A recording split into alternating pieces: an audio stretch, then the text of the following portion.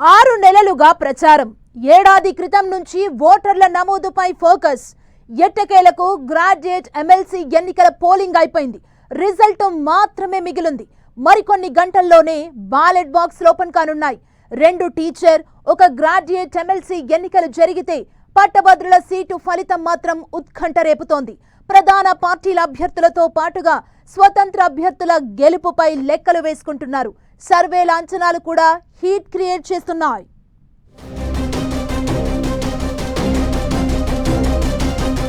ఉత్కంఠ రేపుతోన్న graduate MLC ఫలితాలు. Congress versus BJP, మధ్యలో బీఎస్పీ. ట్రయాంగిల్ ఫైట్ లో బయటపడేది ఎవరు? బ్యాలెట్ బాక్సులు స్ట్రాంగ్ రూముల్లో ఉన్నాయి. మరికొన్ని గంటల్లో కౌంటింగ్ కు కౌంట్ డౌన్ స్టార్ట్ కానుంది. ఈ నేపథ్యంలో Medak, Karimnagar, Nizamabad, Adilabad graduate MLC seat result ఉత్కంఠ రేపుతోంది. ప్రధాన పార్టీల అభ్యర్థుల్లో టెన్షన్ నెలకొంది.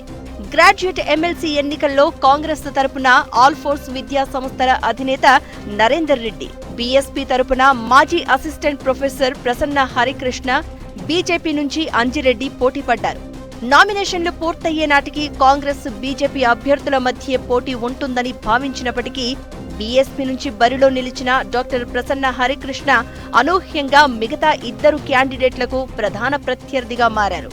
రాష్ట్రంలో బీసీ నినాదం బలపడుతూ ఉండడం, చివరి 3-4 రోజుల్లో బీఆర్ఎస్ లీడర్లు హరికృష్ణ కోసం పనిచేయడం ఆయనకు ప్లస్ అయినట్లు తెలుస్తోంది.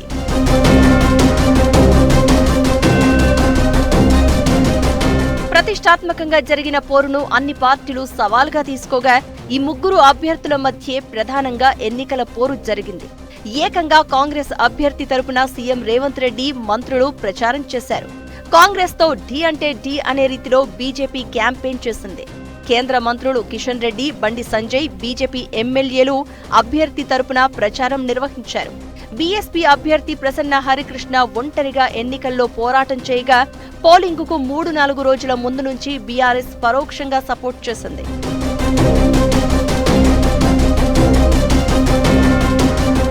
పోలింగ్ సరళిపై 3 అభ్యర్థులు గెలుపు ఓటములపై లెక్కలు వేసుకుంటున్నారు. పోలైన ఓట్లలో తమకు వచ్చే ఓట్ల అంచనాలు వేసుకుంటూ ఎవరికి వారే గెలుపు ధీమాను వ్యక్తం చేస్తున్నారు.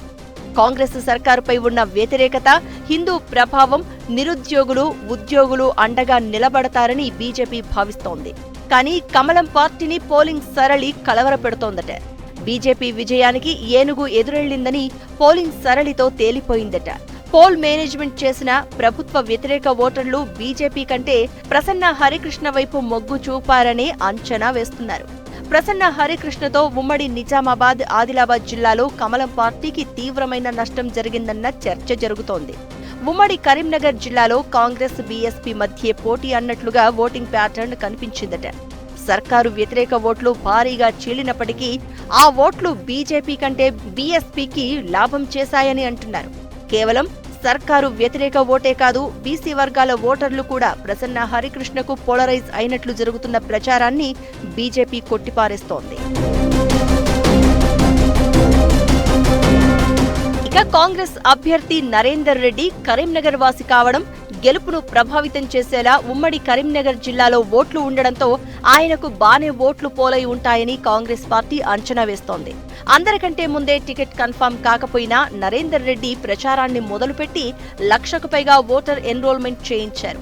ఆయన దగ్గర విద్యను అభ్యసించిన వారు, వారి parents Congress party vote bank. సామాజిక వర్గం సపోర్టుతో వచ్చిన ఓట్లతో విజయం సాధిస్తాను అనే ధీమాలో నరేందర్ రెడ్డి ఉన్నారు.